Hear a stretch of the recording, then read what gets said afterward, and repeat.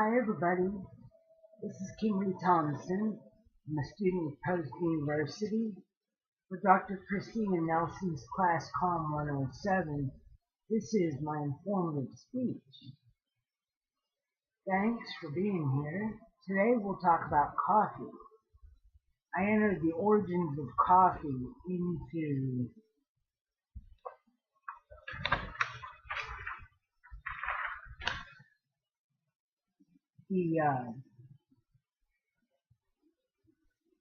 the search engine on ProRead Library, and my source is, well, I put in coffee origins.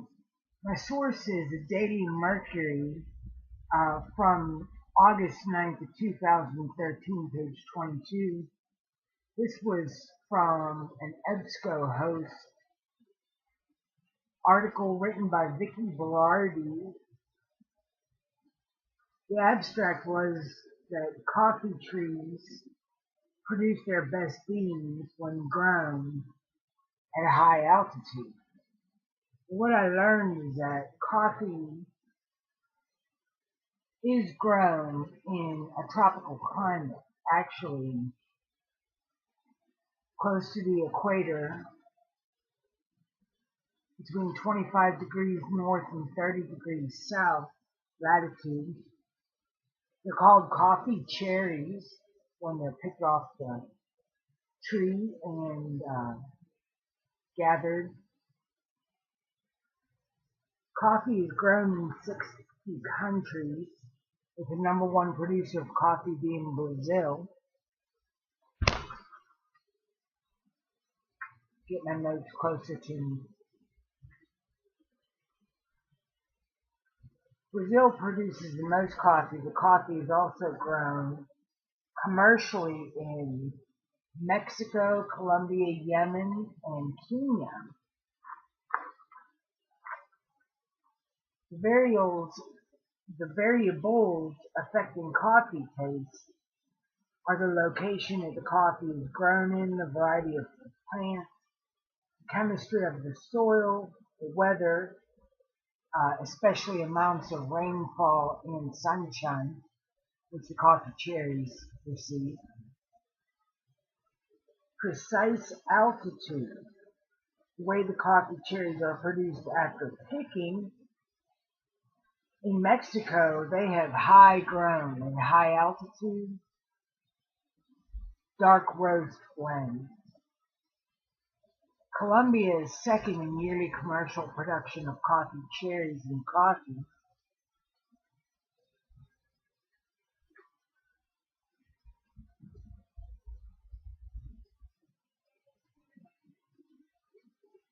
Colombia has Colombian Supremo coffee, which is delicate and aromatic. They also have Excelso grade. Colombian Excelso grade is soft, it has sweetness and acidic. Brazil grows Brazilian coffee, which is considered mild. Kenya has a sharp, fruity acidity to their coffee.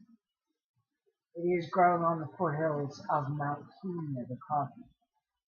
Yemen is the first commercially cultivated coffee. They have very little rain in Yemen, so the coffee does have a deep, rich flavor because of that.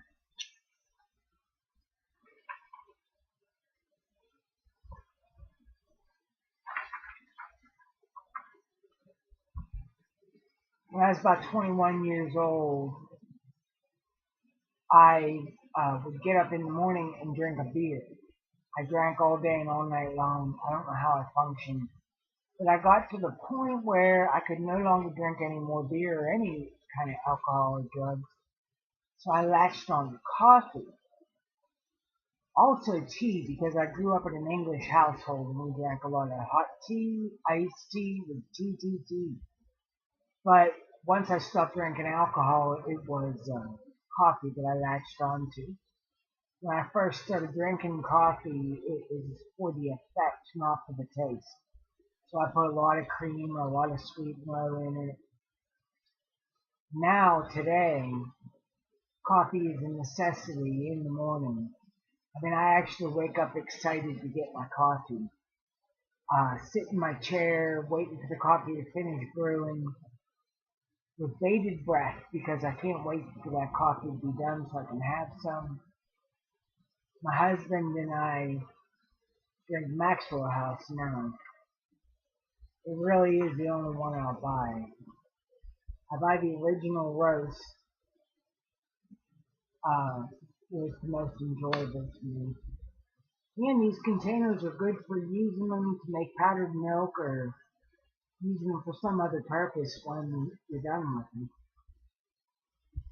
For Christmas, one of my sisters, Bernadette, bought us some pumpkin pie coffee. It's delicious. It's like a mid-morning treat that we share. Uh, she also bought us candy cane, which was delicious when we drank it all already. And now we have pumpkin pie. We have a certain amount of coffee that we add to the coffee machine every night along with the water and the filter. Then all we have to do is press the button in the morning and get coffee. We drink it black with a lot of sugar, and it's very good. When I lived in Miami Beach about uh, 7 years ago, my son and I lived in Miami Beach, and we came upon something called Cuban coffee, which they sell in all the little convenience stores down there, the mom and pop stores. They have Cuban coffee brewing constantly.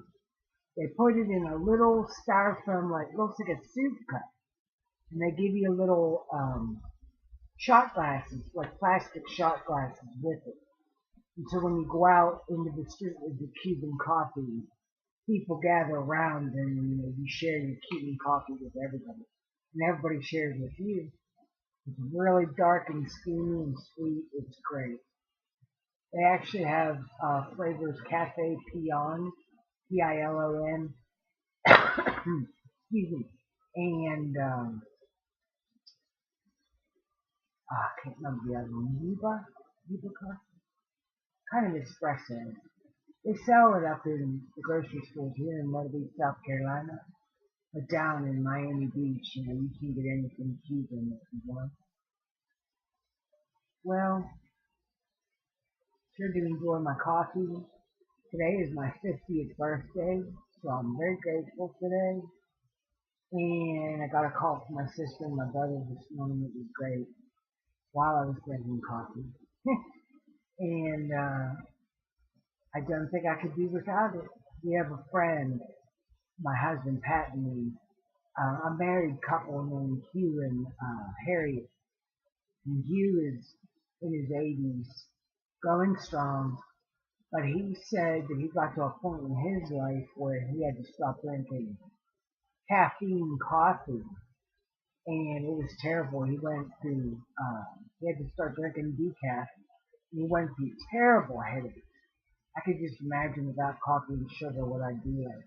Oh, I hope I don't ever have to stop drinking caffeine coffee. I thank you for listening today, and I'll see you another time.